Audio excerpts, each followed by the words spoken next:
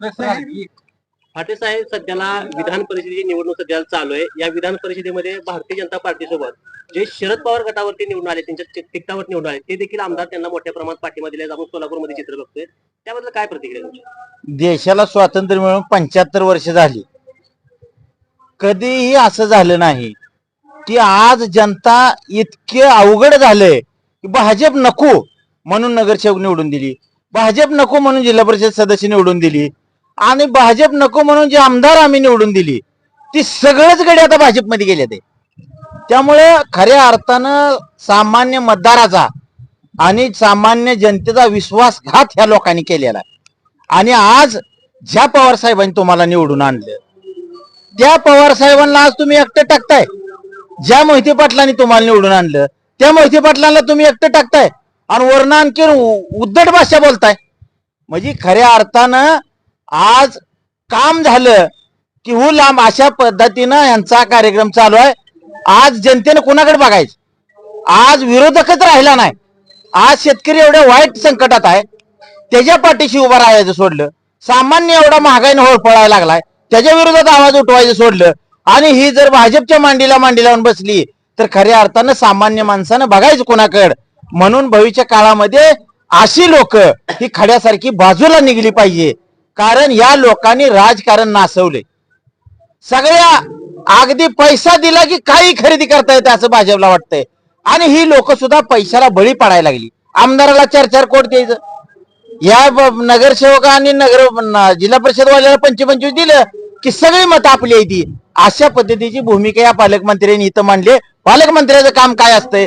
या तालुक्यामध्ये 8 दिवसाला आढावा घ्यायचा आणि जी समस्या आहे, जी अडचणी आहे ती वेगवेगळ्या खात्याच्या मंत्र्यांसमोर मांडायच्या आणि ती सोडवून घ्यायच्या. ही काम पालकमंत्र्याचं आहे. पण पालकमंत्र्यांनी ह्यांनी एकदा हे काम केलं नाही. यांनी कायम फोडाफोडीचं राजकारण, पैसे वाटणे, पैसा फेकणे, विरोधक बी आपल्याशी करणे, सत्ताधारी बी आपल्याशी करणे, हा कार्यक्रम या जिल्ह्यामध्ये चालू आहे.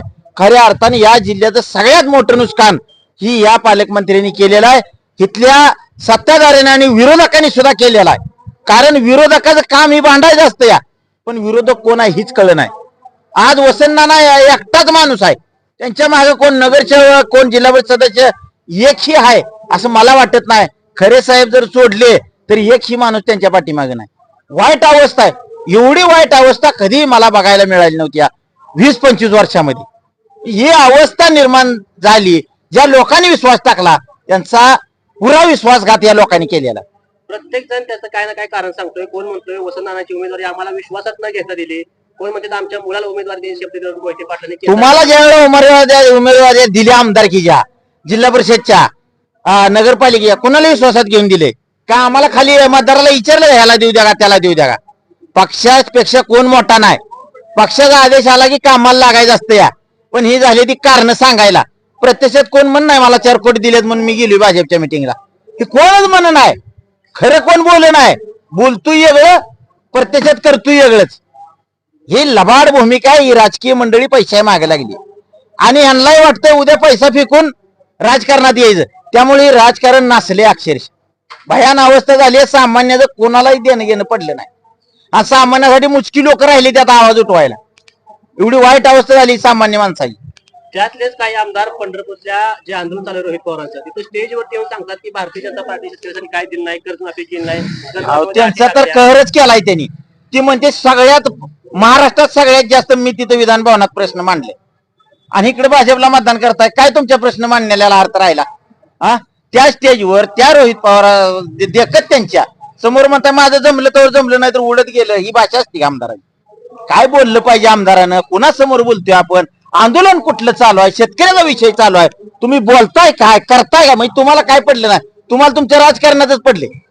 ही अवस्था जर असेल तर कशाला शेतकरी सरळ मनानं आम्ही भाजपमध्ये गेलोय, माझं असं भाजपनं भागवलंय, मला 2-4 कोट कारखान्याला दिले ते, मला 2-3 वैयक्तिक दिले ते, आमच्या सगळ्या ह्यांना बॉडीला सगळ्या दिल्या ते, मी चाललोय मनानं स्पष्ट. कशाला काय? ती काय माहित नाही का कोणा? सगळ्याला माहित आहे.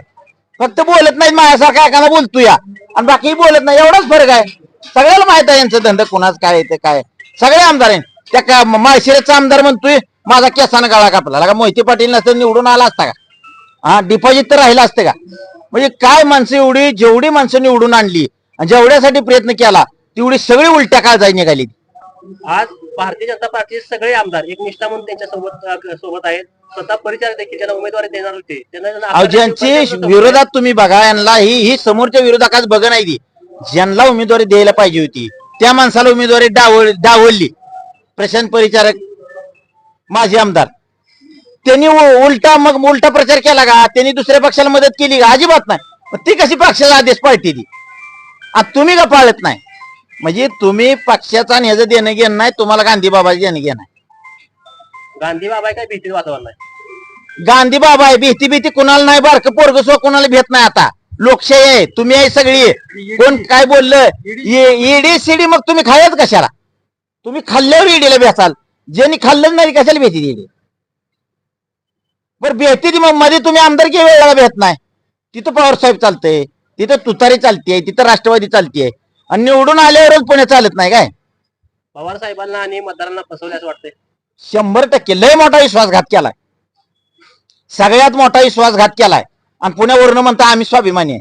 काय राव, तुम्ही असली स्वाभिमानी माणसं असतील म्हणजे हे सगळं झूट बात आहे. ही कसंही बोलायचं आणि सामान्य माणसाला येड्यात काढायला धंदा यांनी लावला. ही कार्ड लई दिवस चालणार नाही. ही फुगा आहे, ही फुटणार आहे. बोथऱ्याचा फुगा फुटला, आता बोथऱ्या पळून गेलाय, बिल दिन आहे कोणाची काय नाही. ही असली फुगे माणसं लई दिवस टिकत नसते.